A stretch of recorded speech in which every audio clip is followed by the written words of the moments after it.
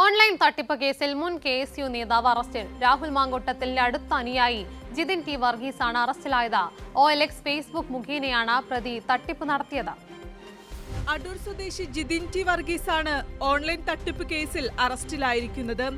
OLXൽ ജോലിക്ക് ആളെ ആവശ്യമുണ്ടെന്ന് പരസ്യം നൽകി തുടർന്ന് അപേക്ഷകരുടെ തിരിച്ചറിയൽ കാർഡും മറ്റു രേഖകളും പ്രതികൾ കൈവശപ്പെടുത്തി. പിന്നീട് ഇവ ഉപയോഗിച്ച് ഫേസ്ബുക്കിൽ വ്യാജ അക്കൗണ്ട് നിർമ്മിച്ചു.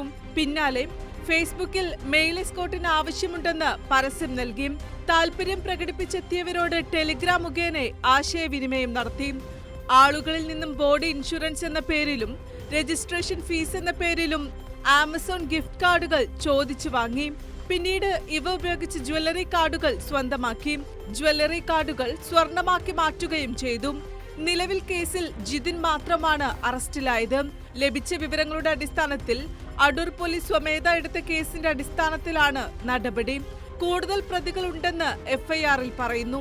എന്നാൽ വിശദമായ അന്വേഷണത്തിൽ മാത്രമേ ഇക്കാര്യത്തിൽ വ്യക്തത വരികയുള്ളൂ.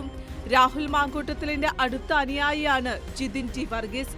മുൻ KSU നേതാവ് കൂടിയായ ജിതിൻ രാഹുലിനായി പാലക്കാട് തിരഞ്ഞെടുപ്പ് പ്രചരണത്തിൽ സജീവമായിരുന്നു. കൈരളി ന്യൂസ്, പത്തനംതിട്ട.